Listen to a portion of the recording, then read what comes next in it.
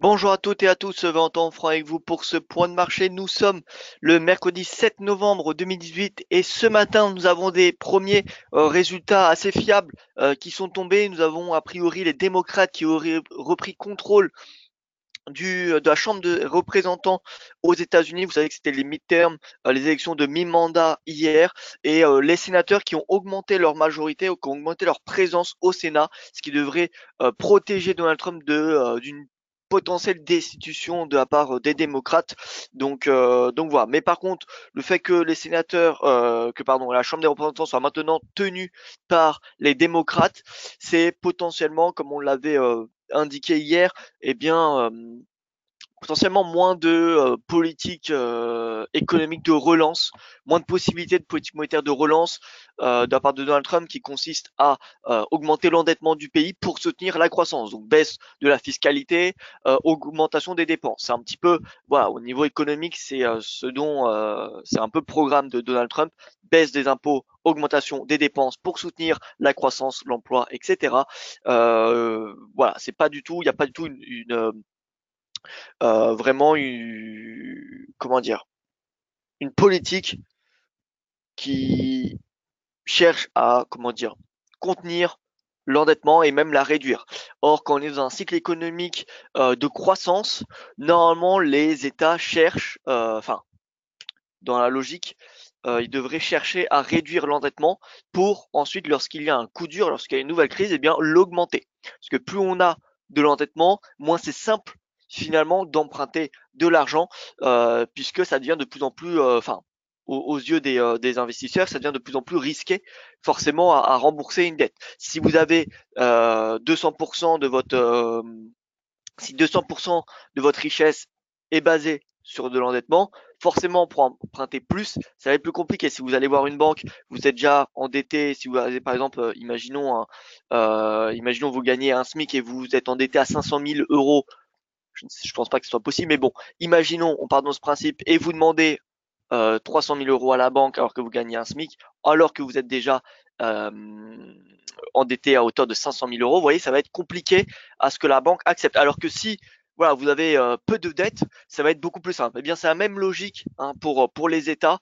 Donc, quand on a une croissance élevée comme aux États-Unis, et surtout quand on est en fin de cycle économique, parce que il y a des cycles économiques et nous sommes, on va dire, dans la deuxième moitié, voire même à la fin d'un cycle économique. Donc normalement, c'est dans ces phases-là où l'endettement des pays eh bien, se réduit. Si on regarde par exemple l'Allemagne, l'endettement se réduit. Bref, donc les démocrates reprennent le contrôle de la Chambre des représentants, ce qui n'avait pas été le cas depuis 2010. Et donc ça pourrait limiter les possibilités voilà, davantage de politique de relance de la part de Donald Trump, et également par exemple le mur mexicain, ça va être plus compliqué pour que Donald Trump eh bien le fasse valider par le Congrès. Voilà, donc impact sur les marchés actions, bon, ça n'a pas vraiment d'impact. Par contre, sur le dollar, moins de politique de monétaire de relance, ça veut dire potentiellement moins de croissance, et donc un dollar qui va s'affaiblir parce que moins de croissance et moins d'inflation, c'est une politique monétaire de la Fed qui pourrait, eh bien, pas, pas, pas, pas devenir accommodante, mais en tout cas, le resserrement des taux ne pas accélérer pourrait ne pas accélérer. Donc voilà, c'est un impact légèrement baissé sur le dollar, les rendements américains qui se tendent légèrement ce matin, mais voilà, le dollar, à mon avis, c'est voilà, l'actif qui va être le plus sensible à ces résultats. Et voilà. Donc bonjour à tous ceux qui nous rejoignent, bonjour Edgy, bonjour Ronald, Rémi, Raymond, que je salue également, j'espère que vous allez bien. On commence tout de suite par l'avertissement gaz sur le risque. Le trading avec effet de levier amplifie toujours les gains et les pertes. Un compte risque limité prend un risque de perte du capital investi. L'investissement sur compte titre prend un risque de perte en capital. IG fournit exclusivement un service d'exécution d'ordre. Cette présentation est à titre indicatif et ne saurait être considérée comme un conseil ou une recommandation. Alors voici le briefing. Donc, comme je vous l'ai dit, nous avons les démocrates qui reprennent le contrôle de la Chambre des représentants et les républicains qui renforcent leur majorité au Sénat. Cette majorité sénatoriale, donc des républicains, lui permettra à Donald Trump de nommer des juges conservateurs et de le protéger en cas de lancement de procédures de destitution de la part des démocrates. Concernant la Chine, nous avons le Premier ministre chinois qui a écarté une forte stimulation monétaire de la part de la Chine, mais privilégiera des mesures ciblées pour soutenir les entreprises privées, comme la baisse des taxes, des frais et des coûts du trading de marché. Au niveau de l'Italie, nous avons Pierre Moscovici qui a prévenu que l'Italie s'exposait à des sanctions de l'UE si elle ne modifie pas son projet de budget d'ici le 13 novembre. Le 13 novembre, c'est mardi prochain. Au niveau de l'Iran, nous avons la Chine qui va pouvoir continuer d'apporter 360 000 barils par jour de brut iranien pendant 6 mois.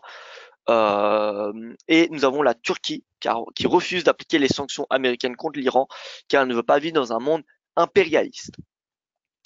Et enfin, concernant l'Allemagne, nous avons des conseillers économiques du gouvernement allemand qui ont ramené leur prévision de croissance pour cette année à 1,6% contre 2,3% jusqu'à présent en raison de la dégradation du climat économique mondial. Donc, comme je vous l'ai dit, on est dans un fin de cycle, des craintes de guerre commerciale et le risque d'une sortie d'un hard Brexit, tout simplement. Voilà, donc révision à la baisse, c'est pas bon hein, pour l'euro. Hein. Nous aurons davantage de détails, une présentation précise aujourd'hui. Au niveau de la résumé des sciences américaines et asiatiques, hier, on a eu un rebond des marchés américains. Le DXY clôturé dans le rouge. Ce matin, on a le 10 ans américain qui est en très légère baisse. Le Yen Index qui progresse avec le gold, le nickel, le Shanghai Composite qui sont dans le rouge. Donc, on a plutôt la version pour le risque ce matin. Et au niveau du calendrier économique, donc ce qu'on attend, ce que le marché attend aujourd'hui, c'est quelques chiffres macro-européens, l'indice PMI de la construction et les ventes au détail de la zone euro. Ensuite, nous aurons les stocks de pétrole brut aux États-Unis à 16h30 et la RBNZ ce soir. Demain, je vous rappelle, nous avons l'OFOMC avec le compte-rendu de la réunion qui commence aujourd'hui. Voilà, donc au niveau des marchés actions, bon, on n'a pas grand-chose. Ce matin, on ouvre plutôt dans le vert. Vous voyez, on a un gap haussier. Nous avons un gap haussier. On peut s'attendre à un retour de la volatilité aujourd'hui. Donc voilà, le R1 ou le S1 ne suffiront probablement pas pour stopper la volatilité du marché. Il va falloir plutôt viser le S2 ou le R2. Donc si vous êtes haussier, pourquoi pas aller chercher le R2. Si vous êtes baissier, pourquoi pas aller chercher le S2. Voilà, donc en tout cas pour le moment, on a plutôt de l'appétit pour le risque. Nous avons plutôt l'appétit pour le risque et c'est clairement possible voilà, d'aller chercher le plus haut de la veille qui correspond à 3200 et quelques, 3250 points. Bon, en tout cas, on voit que les marchés sont dans le vert, les futurs américains également. On n'a que l'Asie où on a clôturé plutôt dans le rouge. Au niveau du CAC, ouverture dans le vert également, on ira chercher les 5140, puis le R2 journalier à 5150 en intraday. Voilà, on a une hausse du rebond du RSI sur son oblique de momentum. En 15 minutes, pour être encore sur du plus court terme, on a une divergence haussière. Donc voilà, c'est bullish, hein, le CAC. Et l'objectif, c'est d'aller chercher les 5150. Au niveau du DAX, pareil, c'est bull avec une belle petite divergence haussière, comme vous pouvez le constater ici. Vous voyez, creux. Donc creux de plus en plus bas, creux de plus en plus haut ici. On a un rebond un rebond tout simplement du momentum et un rebond dorénavant du prix. Donc le R2, c'est l'objectif du jour, d'autant plus que ce R2 correspond à cette oblique en orange qui correspond à long terme à la ligne de coup de l'épaule, tête, épaule. Donc voilà, objectif important, objectif haussier jusqu'à cette ligne de coup qui, je le rappelle, est à 11 630 points. Bon, donc hausse des marchés actions à s'attendre aujourd'hui. Hausse des marchés actions. Attention à l'Italie. On voit qu'on a les rendements italiens qui ont progressé hier. Alors, daily, voilà, on a une légère hausse du rendement italien. Le spread Italie-Allemagne qui s'est tendu également. Donc attention, regardez les indicateurs de momentum qui commencent à rebondir. Faut garder à l'esprit que on a quand même une tendance haussière sur le 10 ans. Si on a un croisement de moyenne mobile, ça serait un signal haussier en direction d'une hausse du spread et donc une tension sur le marché obligataire, sur les actifs européens, plus que le marché obligataire sur les actifs européens. Je vous rappelle que le 13 novembre, c'est la date donnée par Bruxelles pour une nouvelle proposition du budget italien. 13 novembre, c'est mardi prochain. Donc la date approche. Et plus la date approche, plus la volatilité sera importante au moindre commentaire. Donc voilà. Les marchés européens, que ce soit l'euro, les marchés actions ou le marché obligataire, réagira par conséquent à ces commentaires. Au niveau du Bund, j'y viens rapidement, mais regardez le Bund en journalier, on a quelque chose d'assez intéressant puisqu'on est revenu en haut de ce canal. Alors pourquoi le Bund il est haussier depuis début octobre? Eh bien, tout simplement parce qu'on a le marché qui les investisseurs qui étaient auparavant positionnés sur les actifs italiens, qui se couvrent de plus en plus de ce risque italien en achetant de l'obligation du titre allemand. Et donc c'est pour ça qu'on a ce prix du coupon qui est en hausse. Maintenant, il faut savoir que dès qu'on a une politique monétaire qui se durcit, on a le marché obligataire qui se tend. Quand on parle d'un marché obligataire qui se tend, c'est quoi? C'est des rendements qui augmentent, mais le prix de l'obligation qui baisse. D'accord? Donc, qui dit politique monétaire qui se durcit, qui dit tapering, dit baisse des prix des obligations et hausse des rendements. Et vous voyez que bon, il n'y a pas que la BCE qui influence le Bund. Alors bien évidemment, c'est la BCE qui influence le plus le Bund, mais il faut voir le marché comme quelque chose de mondial, de global. Donc c'est quoi les trois plus grandes banques centrales? C'est 1 la Fed, 2 la BCE, 3 la BOJ. Donc si on a ces trois banques centrales qui réduisent, qui durcissent leur politique monétaire et qui donc, quand on parle de durcissement de la politique monétaire, on parle de réduction de la liquidité. Donc s'il y a moins de liquidité, forcément on a un marché qui est sous pression et de plus en plus sous pression parce qu'il y a moins d'argent. D'accord? Donc on a déjà la Fed qui augmente ses taux, hein, ça fait 8 hausses des taux déjà de la Fed, on a plus de QE, on a même une réduction du bilan de la Fed. La BCE, ouais, on a un QE qui se réduit de plus en plus, donc on a de moins en moins de liquidité qui est apportée, moins en moins de liquidité qui est apportée sur les marchés. Néanmoins, celle-ci reste positive, hein, si on fait la liquidité nette, elle reste positive puisqu'on a 15 milliards d'euros par mois qui est injecté par la BCE dans les marchés financiers sous forme de dette, sous forme d'achat de dette, pardon. Mais le marché, puisqu'il est toujours dans la spéculation, eh bien, on a une tendance, si on regarde la tendance, on va dire, de la politique monétaire de la BCE, si ça peut se dire, on est dans une phase de petit à petit de resserrement, de durcissement de la politique monétaire. Là, aux taux, si on en a une, elle est prévue, d'après la probabilité de Reuters, pour l'été prochain. L'été, mais plutôt septembre. Donc, vous voyez, plus on approche d'un durcissement de la politique monétaire, plus les rendements obligataires vont être sous pression. Donc, fondamentalement, à long terme, tant qu'on a de la croissance et surtout le durcissement des politiques monétaires, on va avoir des obligations, les prix des obligations qui vont baisser. Et donc voilà, tout retour du coup à cette borne haute du canal serait et même une opportunité plutôt de vente, tout simplement. Donc si on se met en weekly, en hebdomadaire, vous voyez, on peut avoir différents signaux. On peut mettre, donc là on a les bandes de Bollinger, mais alors 22, par exemple si on met qu'un seul écart type, alors on n'a pas de signaux. Par contre, si on met qu'un seul écart type et qu'on clôture en dessous, ça sera un signal de baisse, comme par exemple ici, vous voyez, comme par exemple ici. Bon là, pour le coup, c'était un mauvais signal.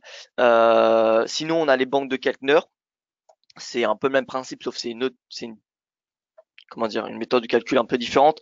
La différence entre Bollinger et Keltner, c'est que Keltner utilise la volatilité, alors que Bollinger utilise les données statistiques. Voilà. Le positionnement statistique du prix autour d'un prix médian. Plus il y a de disparité d'écart entre les points et la médiane, plus les bandes sont dilatées, alors que pour les bandes de Keltner, ça dépend de l'ATR. L'ATR, c'est la volatilité. Donc, globalement, c'est à peu près la même chose, sauf que c'est pas la même méthode de calcul. C'est pour ça que ça diffère. Mais donc voilà, pour le moment, on n'a pas de signal de vente, puisque vous voyez, on est sur la borne haute même de ces deux canaux. Par contre, si on a une clôture en dessous, ça serait des signaux baissiers. Ça serait des signaux baissiers. En tout cas, je pense qu'il faut s'intéresser au Bund, clairement. Vous voyez que là, en journalier, on arrive proche du bas. Si on a une clôture en dessous, ça pourrait être un signal baissier pour viser les 157, puis même 155. Donc on a ça on a ce durcissement de la politique monétaire qui fait pression sur le prix du Bund sur du long terme. Par contre, si demain nous avons un accord sur le budget italien entre Bruxelles et Rome, ce prix du coupon va rapidement chuter vers ses plus bas d'octobre à 157 et même beaucoup plus bas. Donc voilà, ce qui soutient à court terme cette hausse, c'est simplement les incertitudes autour du budget italien. Mais donc ça permet finalement de se positionner à un bien meilleur prix que si on décidait de shorter, vous voyez, le prix du Bund à ce niveau de prix. Donc voilà, il y a deux façons de voir la chose. Vous parlez de la puissance des trois banques centrales, Fed, BCE et BOJ, quelle est la puissance de la banque centrale chinoise par rapport à ces trois banques? Et bien le problème, Barry, c'est une très très bonne question. Hein. Le problème de la banque centrale chinoise, c'est qu'on ne sait pas vraiment, on ne connaît pas grand-chose à la banque centrale chinoise. La Chine nous dit un peu ce qu'elle veut. Vous voyez, c'est un peu comme l'OPEP. L'OPEP en soi, elle nous donne des comptes rendus tous les mois, mais qui est là pour vérifier, qui peut vérifier les données de l'OPEP? Qui peut vérifier la production des membres de l'OPEP? Oui, personne. Donc l'OPEP, elle peut dire ce qu'elle veut. Elle peut dire ce qu'elle veut. Il n'y a pas façon de vérifier. La Chine, on va dire que c'est globalement pareil. C'est-à-dire que la Chine, elle peut dire ce qu'elle veut. On n'a pas d'autre choix que de la croire parce qu'on n'a pas d'autres informations vraiment fiables, puisqu'il y a personne voilà, qui contrôle la politique monétaire de la Chine. C'est pas du tout voilà, c'est pas comparable à la BCE, la BOJ et la Fed. Donc voilà, on ne peut que utiliser les informations que nous donne la Chine, le gouvernement chinois, mais en soi, on n'a pas vraiment de. La Banque populaire de Chine, il faut bien savoir qu'elle n'est pas indépendante, alors que la BCE est une institution indépendante, la Fed est une institution indépendante, la BOJ, alors je ne suis pas expert, mais je pense que la BOJ est une institution indépendante, mais voilà, alors que la Chine, bon, on n'a pas de moyen finalement d'avoir les informations les plus fiables. On a des informations, mais est-ce qu'elles sont fiables? C'est un point d'interrogation. Donc autant vous dire que la Banque populaire de Chine, elle est puissante, mais on ne peut pas se baser sur, enfin, les chiffres de la Banque populaire de Chine sont pas suffisamment fiables finalement. Donc voilà, c'est compliqué de se baser sur la Banque populaire de Chine pour faire des prévisions. Mais bon, voilà, c'est quand même toujours intéressant d'en prendre connaissance, bien évidemment. Mais la Fed, la BCE, la BOJ sont en soi les trois plus puissantes. Si on devait en ajouter une quatrième, bien évidemment, ce serait la Banque populaire de Chine. Mais bon, la Banque populaire de Chine, encore une fois, c'est une institution qui n'est pas réellement indépendante et dont les informations sont annoncées comme le gouvernement chinois le souhaite.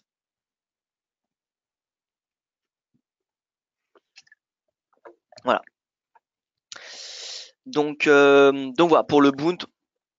Et même de toute façon, imaginons, on avait la BCE qui durcissait ses taux, la Fed qui durcit ses taux, la BOJ qui durcit ses taux, la Banque populaire de Chine elle peut être accommodante, c'est pas elle qui va changer la tendance. Vous voyez, la Fed, la BCE, la BOJ, la BCE, enfin la zone euro, c'est à peu près 15% du PIB mondial. Alors de mémoire, hein, je vous dis ça de mémoire. Les États-Unis, c'est 20-25. Le Japon, c'est entre 5 et 10. Donc vous voyez, ces trois situations, enfin ces trois zones économiques, ça représente quand même 40% du PIB mondial à peu près. Donc vous voyez, c'est pas la Chine, c'est quoi? C'est 20% du PIB mondial, un peu moins. C'est pas la Chine qui va, comment dire, changer euh, l'analyse mondiale finalement, globale des marchés, bien qu'elle soit très importante. Bref, donc le Bund, à long terme, dès qu'on a un retour en haut de canal, je pense que ça peut être une opportunité pour chercher des signaux vendeurs dans l'idée qu'on ait une poursuite du durcissement de la politique monétaire, si on peut parler de poursuite ou pas de commencement. Mais bon, on va parler de poursuite puisqu'on a un QE qui diminue. Donc, dans l'idée qu'on ait une hausse des taux prochainement, etc., etc. Enfin, quand je dis prochainement, c'est d'ici un an.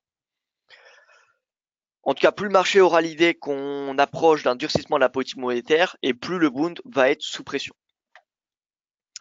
Au niveau du FX, au niveau du FX, l'euro-dollar, les paires majeures finalement rebondissent.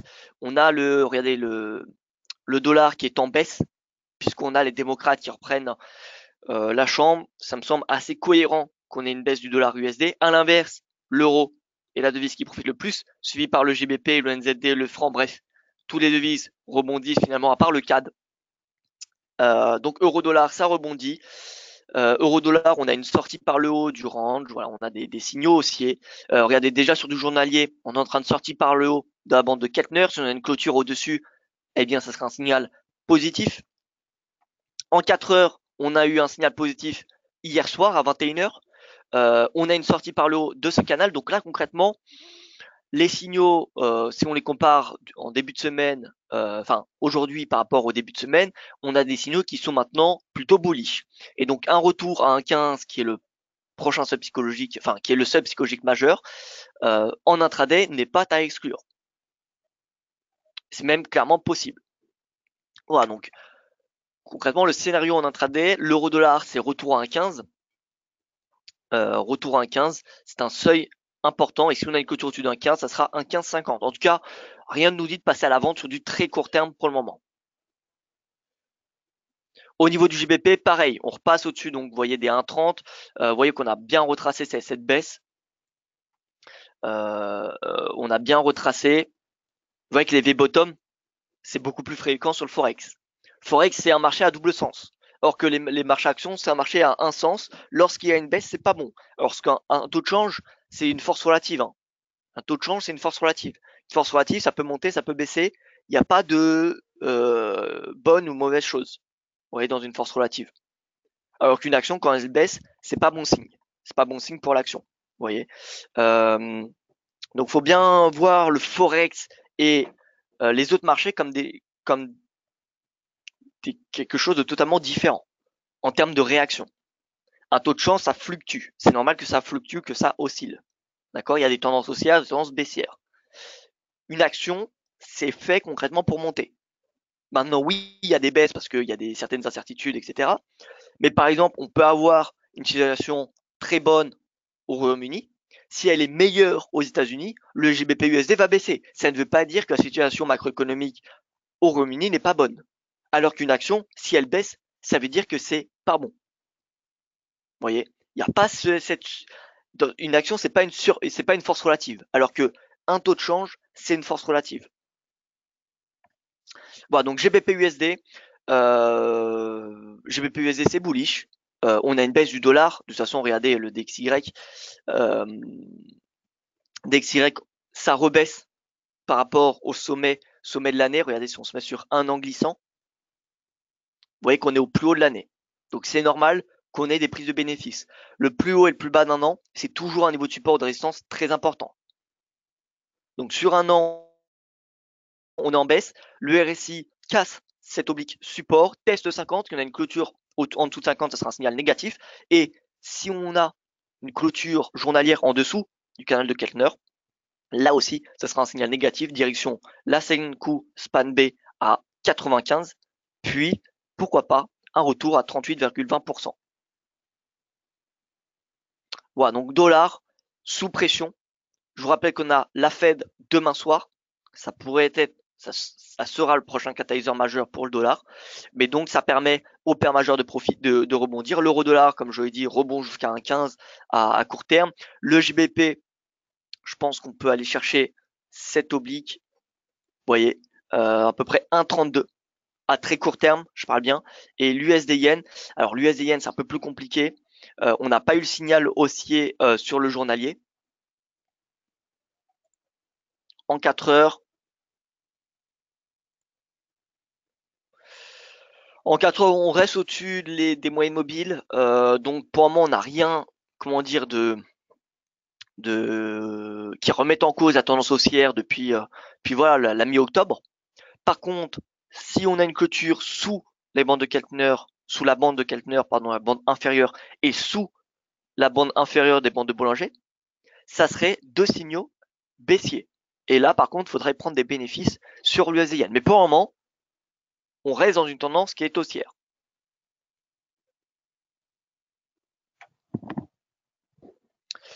Ensuite, l'USD CAD. Alors l'USD CAD qui a du mal à rebondir malgré voilà, la configuration technique qui reste haussière. Je vous rappelle qu'on a une épaule, tête, épaule inversée. On sort par le haut du canal, donc ça fait quand même pas mal de signaux qui sont haussiers, qui sont en faveur d'une hausse. Donc pour le moment, je reste haussier tant que le prix ne repasse pas en dessous de la ligne de coup. Et même en dessous de 1,30 finalement. 1,30 c'est le support majeur. Donc tant qu'on est au-dessus de 1,30 et que le RSI est au-dessus de 50, je resterai haussier jusqu'au plus haut de l'année à 1,3382. Pourquoi le CAD ne rebondit pas? Tout simplement parce que les cours de pétrole ne rebondissent pas. Et quand on sait que on a une corrélation extrêmement positive entre le dollar canadien, alors regardez, ça c'est le CAD index, d'accord? CAD index. Et si on met le Brent, vous voyez, on a une corrélation qui est extrêmement positive. On a eu quelques moments ces derniers temps où on a eu une corrélation qui a diminué en raison des négociations de la LENA, tout ce qui est politique enfin, influence les corrélations entre des actifs. Par exemple, si on a un problème politique en Australie, si on a des négociations, enfin quelque chose de majeur d'un point de vue politique en Australie, on va avoir une décorrélation entre l'AUD et l'or. Par contre, dès qu'on n'a aucun problème, on va dire majeur politiquement en Australie, le meilleur baromètre de l'AUD, c'est l'or, enfin c'est les métaux, l'or et le cuivre. Voilà, par contre, dès qu'on a, imaginons, un problème politique en Australie, eh bien, on va avoir ce problème politique qui va prendre le dessus. Mais vous voyez qu'à long terme, en noir, on a le Brent, les chandeliers, c'est le CAD index, on voit qu'on a clairement une corrélation qui est positive. Donc, baisse du Brent, forcément, dit un CAD sous pression. Donc, pour avoir un rebond du CAD, il faut qu'on ait un rebond du Brent. Est-ce que le Brent est prêt à rebondir? Alors, techniquement, qu'est-ce qu'il fait? Il baisse. Il revient à 70. On peut espérer un rebond à 70$. D'un point de vue des vagues d'Elliott, on a fait le retracement, finalement, jusqu'à la vague 4. Alors, j'ai pas fait le décompte de ABC, ici, de la vague, des vagues correctives. Mais on pourrait repartir sur, comment dire, une nouvelle vague haussière. Les signaux qui nous permettront de dire qu'on repart dans un cycle haussier avec une vague 1, une vague 2, une vague 3, une vague 4, une vague 5, c'est si on sort par le haut de ces différents canaux baissiers. On a un canal linéaire, on a une oblique baissière, voilà, on a une moyenne mobile en vert qu'on voit pas très bien parce que ça coïncide également avec ces bornes hautes, mais concrètement c'est la moyenne mobile à 50 périodes.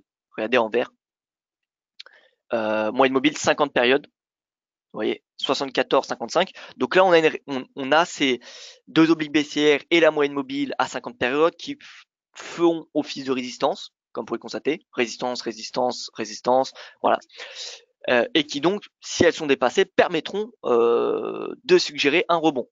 Parce que en weekly, vous voyez, vague 1. Alors pourquoi c'est vague 4 ici? Alors, il y a eu un problème. C'est pas vague 4, hein, c'est vague 2. Hein. Voilà. 1, 2, 3. On est potentiellement en train de faire la 4. La 4 ne peut pas retracer, retracer plus de la 1. C'est-à-dire il peut pas aller dans la vague 1. La vague 1, le top est à 58,50. Donc c'est assez loin.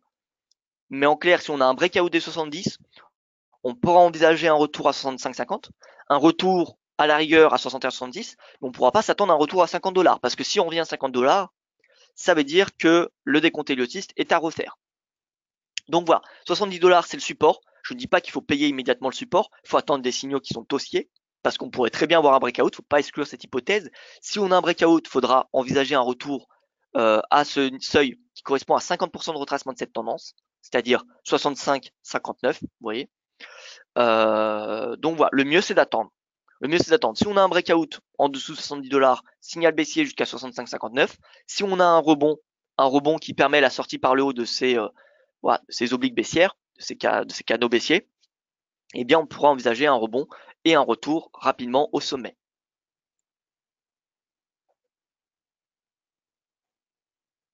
La vague 4, comment la validez-vous pour être sûr? Alors, on peut pas savoir la fin de la vague 4. On a des seuils à surveiller. La vague 4, généralement, enfin, les vagues correctives A, B, C ne retracent pas plus généralement que la vague 4. Donc, on a la vague 4 ici. 1, 2, 3, 4, 5. Donc là, j'ai pas fait le compte A, B, C. Mais vous voyez que normalement, les vagues correctives A, B, C ne dépassent pas la vague 4. Alors, ça existe, hein, mais généralement, ça ne dépasse pas. Donc, si ça dépasse, on pourrait aller chercher, vous voyez, 65, voire 62. Mais par contre, là, on est toujours en train de faire la vague 4. Vous voyez qu'on a fait la grande vague 4. Hein. Là, on parlait d'une petite, mais là, on est en train de faire la grande vague 4. Donc, la grande vague 4, c'est quoi? C'est également une baisse. Une baisse, mais qui ne peut pas passer en dessous du top de la vague 1. Ça, c'est la règle. Vous voyez, par exemple, ici, on avait dans la vague 2, on refait un décompte exhaustif, vague 1, 2, 3, 4, 5. La vague 4 est venue toucher le top de la vague 1, mais n'est pas passé en dessous du top de la vague 1. Si on repasse en dessous du top de la vague 1, on invalide le décompte héliotiste. Voilà, donc ça, c'est un webinaire éducatif, hein, concrètement. Ça peut être un webinaire éducatif. De toute façon, on a des guides éducatifs sur les vagues d'Elliott. On en a deux, un pour les débutants, un pour les avancés. Donc si ça vous intéresse, le mieux c'est que vous téléchargiez les deux guides. Donc vous avez pour ça dans formation, guide de training gratuit. Et là vous avez guide pour débutants. Vous voyez, guide pour débutants, vague d'Elliott pour débutants. Et ensuite vous allez dans guide avancé, vague d'Elliott pour expérimenter. Cliquez sur suivant, nom, prénom, etc. Email, recevoir mes guides et vous les recevrez par email ces deux guides sous format PDF. Voilà. Donc au niveau du pétrole, on arrive sur support, mais rien ne nous dit qu'on va avoir un rebond. Donc pour le moment, le CAD, il reste sous pression. Les perspectives à très très court terme sont toujours baissières pour le CAD. C'est pour ça qu'on n'a pas une hausse du CAD malgré la remontée des taux. Regardez l'EuroCAD, l'EuroCAD il rebondit. L'EuroCAD rebondit. Donc pour le moment, le CAD, c'est wait and see. On attend et d'ailleurs, regardez, l'EuroCAD est en train de faire un signal haussier en dépassant, sortant par le haut de ces bandes. Si on a une clôture au-dessus, parce que c'est la clôture qui nous intéresse, hein, sur les bandes de Bollinger ou sur les bandes de Keltner, si on a une clôture au-dessus, c'est un signal haussier. Voilà, donc sur le FX, dollar en baisse. Est-ce qu'on a des stratégies? Alors moi je pense que bon, le dollar il est baissier maintenant. Est-ce qu'il se vend? Ça me semble assez risqué. Donc voilà, je ne le vendrai pas. En intraday, pourquoi pas le vendre? Vous voyez, l'euro-dollar, direction les 1,15, ok. GBP-USD, direction les récents, cette oblique baissière vers 1,32, 1,32 et quelques. D'accord, pourquoi pas. Maintenant, le vendre sur du moyen ou long terme, pour le moment, nous n'avons pas les signaux. Encore une fois, si on garde en journalier, bande de Kettner ou Bollinger, nous n'avons pas de signaux baissiers. Si on clôture aujourd'hui sous les bandes de Kettner, pourquoi pas? Pourquoi pas? Mais pour le moment, ce n'est pas le cas. Donc, à moyen long terme, je reste haussier. Pour le moment, il n'y a rien qui me remet en cause cette tendance haussière. Par contre, en intraday, pourquoi pas? En intraday, ça peut se vendre. On voit que le DXY est sous-performe.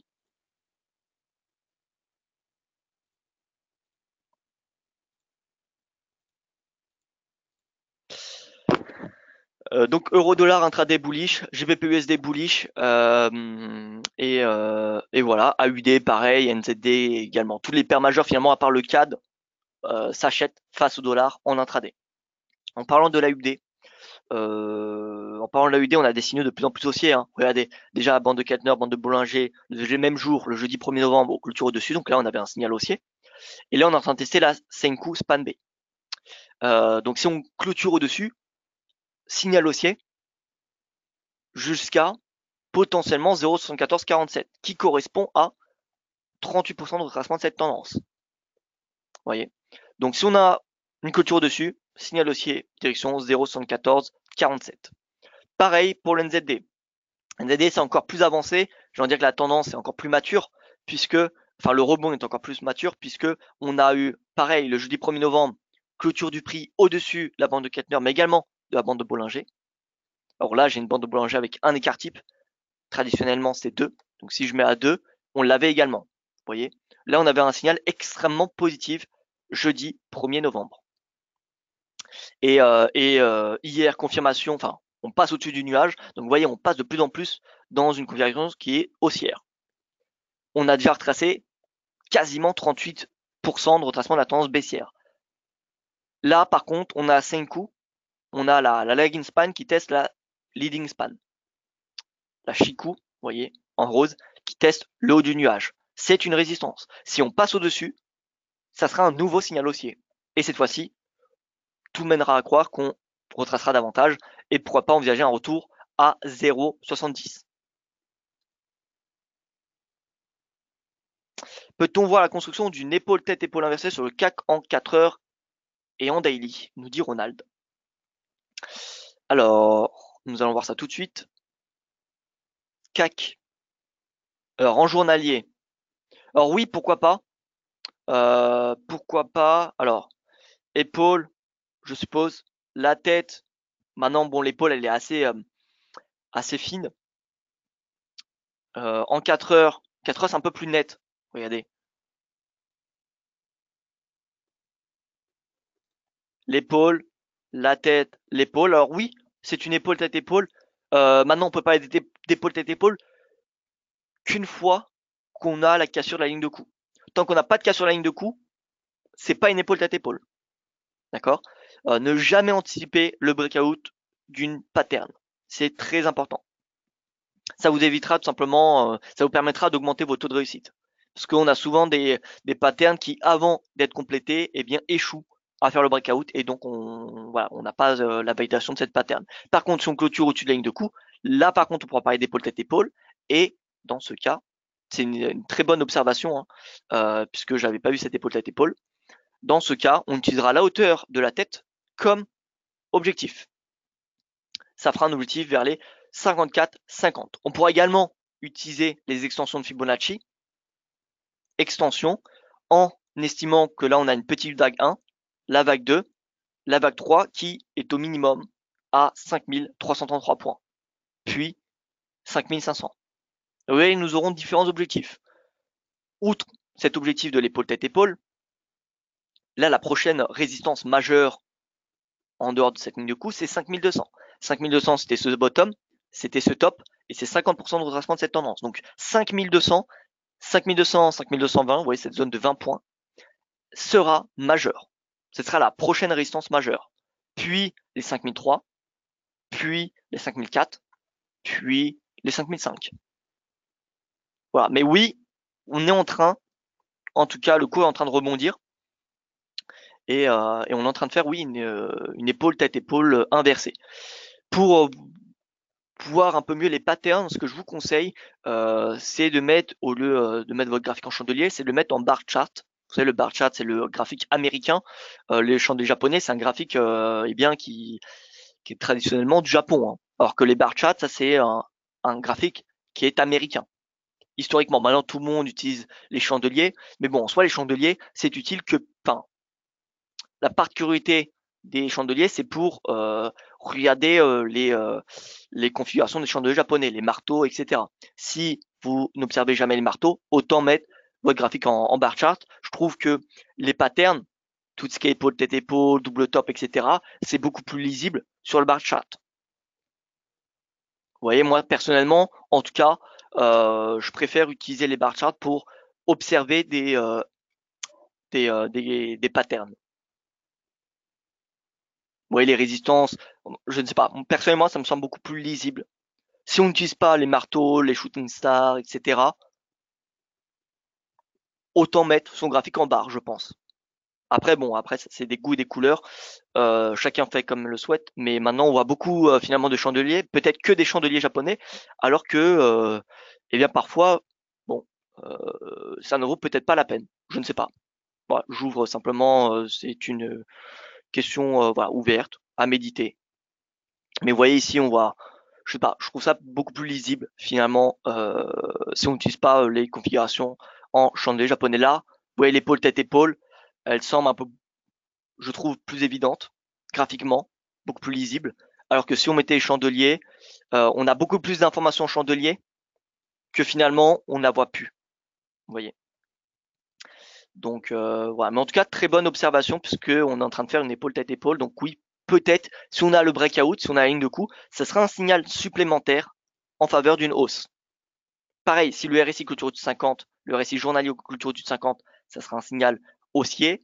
Et si le CAC en journalier clôture au-dessus de sa banque de Keltner, ça sera un signal également haussier.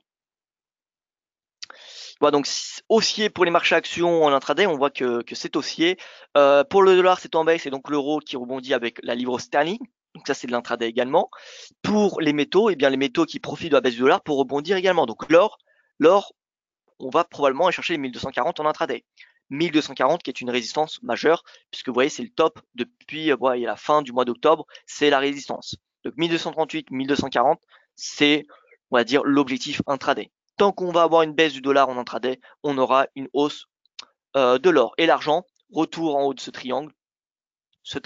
Donc bon, là, il n'y a plus grand chose à faire. Je pense que le plus gros a été fait. En tout cas, si on a une sortie par le haut en journalier, si on a une sortie par le haut en journalier, si on a une clôture au-dessus de la banque de Keltner et de Bollinger, signal positif, direction 15,26.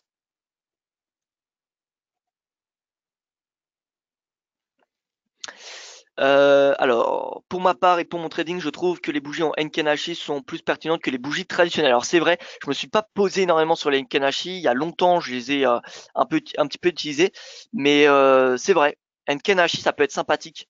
Ça peut être sympathique. Maintenant, voilà, moi j'ai beaucoup d'indicateurs, peut-être trop sur mon graphique, et j'ai peur que si je mets Enkenashi, tac, on va avoir pour le coup beaucoup trop.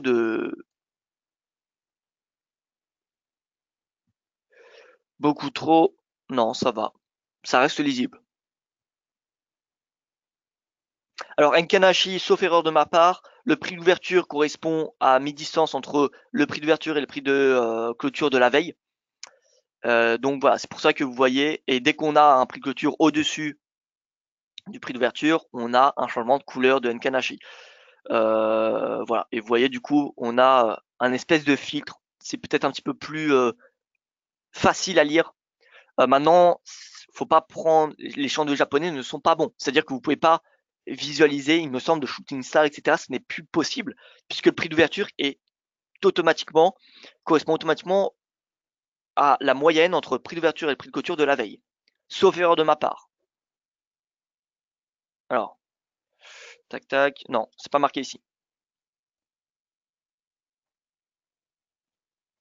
Donc voilà. Mais oui, en effet, Nkanashi, il faudrait que je me pose un petit peu plus dessus.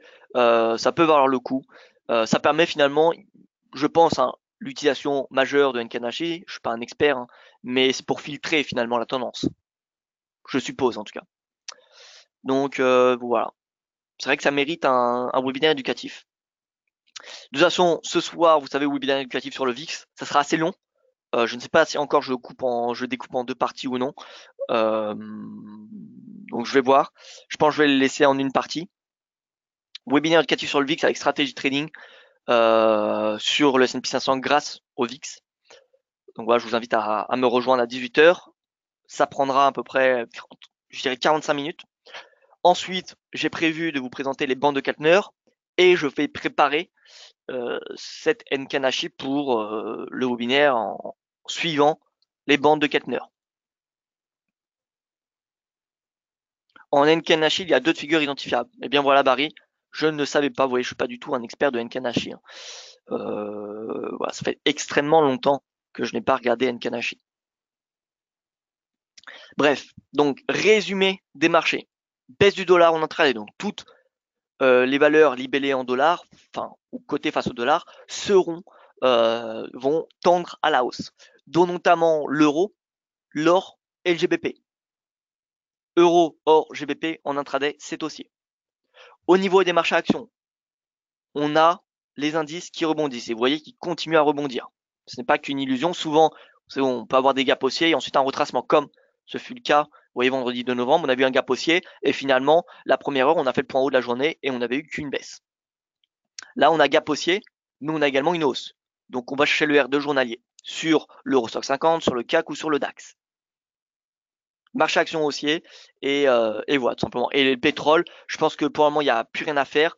Il semblerait qu'on ait des divergences qui sont en train de se former, mais on n'a pas de rebond. Vous voyez, divergence, creux, creux, creux de plus en plus haut, creux, creux, creux de plus en plus bas. Tant qu'on n'a pas de sortie par le haut de ce canal, ce qui serait également une cassure de la moyenne mobile et une cassure de l'oblique baissière en noir, on n'a pas de raison de passer à l'achat. En tout cas, c'est peut-être trop risqué. Et si on sort par le haut, ce sera l'idéal pour passer à l'achat, mettre un stop sous le récent plus bas et viser voilà, 50% de retracement de cette tendance, puis 61,8, puis les récents sommets. Ce soir, aborderez-vous également l'équivalent du VIX pour Eurostoxx 50. Alors, je pourrais y toucher 2-3 mots. Maintenant, c'est pareil que le VIX, hein, sauf que c'est appliqué sur l'Eurostoxx 50. Donc, il n'y a rien de différent entre le VIX version Eurostoxx 50 que le VIX S&P 500 ou que le VIX version Nasdaq 100. Vous voyez, c'est globalement, enfin, c'est la même chose, sauf que c'est pas les mêmes, comment dire, c'est pas les mêmes sources de données. Mais concrètement, c'est exactement la même méthode d'utilisation. Donc voilà, ensuite vous pouvez même prendre un VIX des marchés émergents, vous voyez, il n'y a pas de. C'est globalement c'est pareil. Donc moi je vais prendre le VIX parce que le VIX est le plus connu, c'est le plus tradé. Voilà, mais sachez que c'est le webinaire de ce soir sera également valable pour tous les autres indices de volatilité du VIX européen, du VIX Nasdaq, du VIX marché émergent, etc., etc. Voilà donc pour ce point de marché. Je vous remercie pour votre attention, je vous souhaite une excellente journée. Je vous dis à ce soir pour mon webinaire du VIX pour ceux qui me retrouveront. Et sinon, je vous dis bien écoutez à demain pour mon prochain point de marché.